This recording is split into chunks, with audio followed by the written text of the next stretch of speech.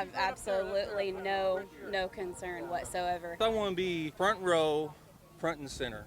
It just doesn't concern me at all. President Donald Trump returns to the campaign trail Saturday in Tulsa with his first rally since the coronavirus pandemic began, looking to reignite support for his struggling re-election bid while sweeping aside concerns from his own health experts and continuing to stoke tensions by threatening protesters outside his Oklahoma spectacle. Trump is eager to resume the boisterous rallies that he believes were key to his 2016 victory at a time when his re-election prospects have dimmed, in large part because many Americans disapprove of his handling of both the coronavirus and his response to calls for racial justice that are gripping this country. His own plans for the rally, originally scheduled for Friday, which was Juneteenth, the day marking the end of slavery in the United States, may have only deepened the sense that the president, who has a history of making racist remarks and is opposed to renaming military bases named for Confederate leaders, is out of touch with a county trying to reckon with its racially violent past. That past is especially painful in Tulsa, home to a 1921 massacre of hundreds of Black Americans who were attacked by a white mob in Greenwood, a neighborhood then known as Black Wall Street that was looted and burned. Trump is seeking to shift public attention from his especially difficult week, which included a series of unflattering bombshells revealed in a new book by his former national security advisor John Bolton, who described Trump as unfit for the White House, and two setbacks for his administration on LGBTQ rights and immigration at the Supreme Court. Late on Friday night, Trump's attorney general tried to oust a powerful U.S. attorney who has investigated a number of associates of the president, but the Manhattan prosecutor refused to step down. The president hopes to demonstrate vigor and resolve as America faces a pandemic, an economic crash and impassioned demonstrations against racism, while casting his rival Joe Biden as an aging political relic whose supporters lack enthusiasm for his bid. Trump's campaign spokesman told CNN this week that the rally will signal to the rest of the country that it's time to get things moving again.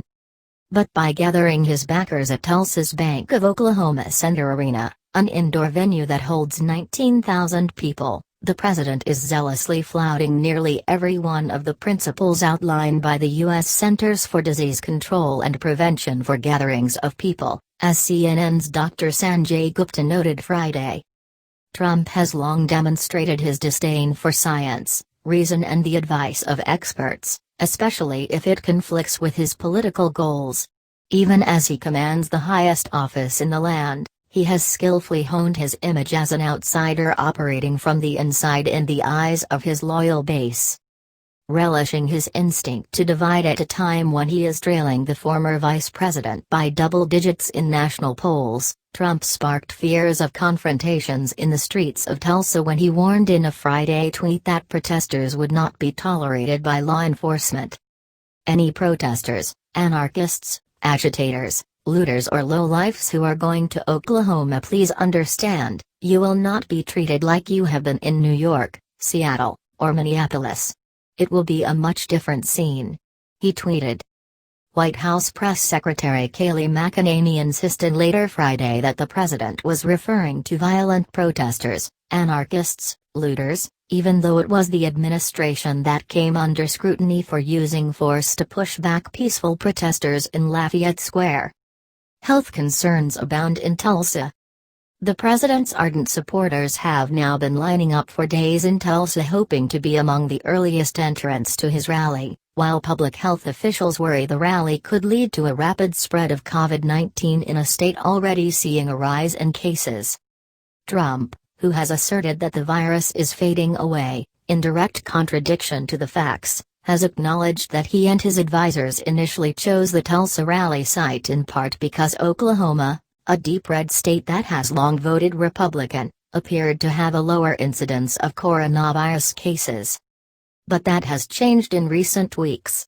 A CNN analysis of coronavirus data from Johns Hopkins University shows that the number of new COVID-19 cases is climbing each day, and Tulsa is an area of particular concern.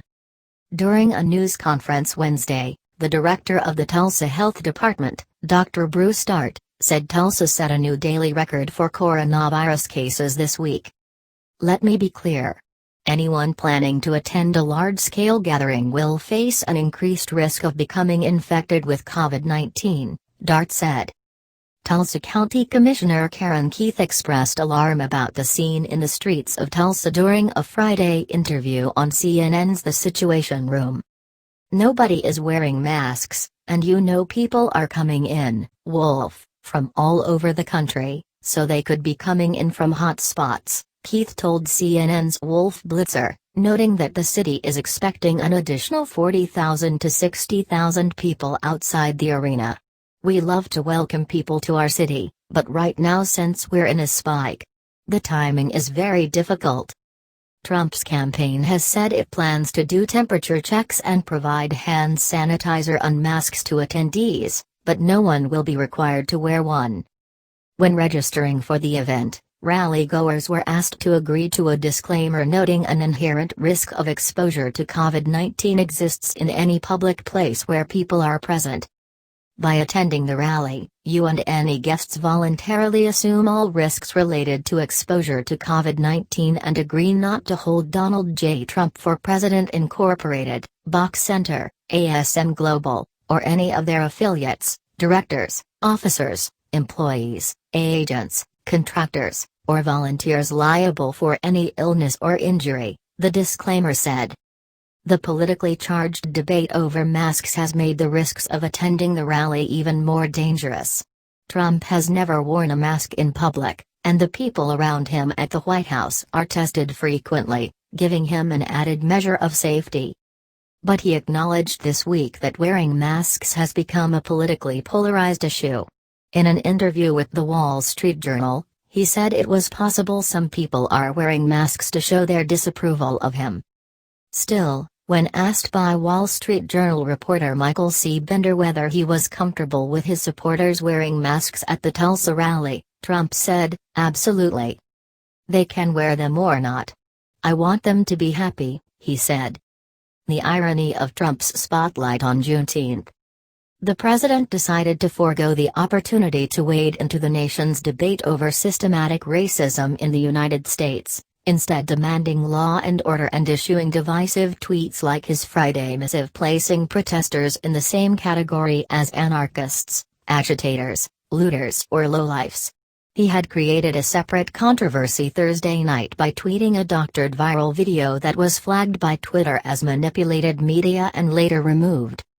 Yet the furor over his initial decision to hold the rally in Tulsa on June 19 ironically seems to have led to far greater national recognition of the day commemorating the end of slavery. In the midst of national protests following George Floyd's death at the hands of Minneapolis police, Trump rescheduled the rally in what he described as a gesture of respect for Juneteenth. Both black and white leaders had pleaded with Trump to change the date. This week, governors in more than a half-dozen states, including Louisiana, Kansas, North Carolina, Nevada, and Vermont, are taking action to commemorate Juneteenth. In Kansas, for example, Democratic Governor Laura Kelly signed a proclamation Friday declaring June 19 as Juneteenth National Freedom Day. Juneteenth is not just a day to celebrate the end of slavery, Kelly said during a Friday news conference. It's an opportunity to recognize a nation's conflicting history, reflect on our struggle to realize true freedom for all Americans, and pledge to continue fighting to end systemic racism. Senator John Cornyn, a Texas Republican, on Thursday said he'll introduce legislation to make the day a federal holiday, as did several Democratic senators. In the Wall Street Journal interview this week, Trump was quoted as saying he made Juneteenth very famous. "It's actually an important event, it's an important time. But nobody had heard of it," he said in the interview. He added that one young African-American Secret Service agent knew what the day commemorated, but Trump said he had political people who had no idea. During a press briefing on Friday, McEnany said Trump did not just learn about Juneteenth this week. "That's simply not true," she said. McEnany would not say whether the president plans to make Juneteenth a federal holiday.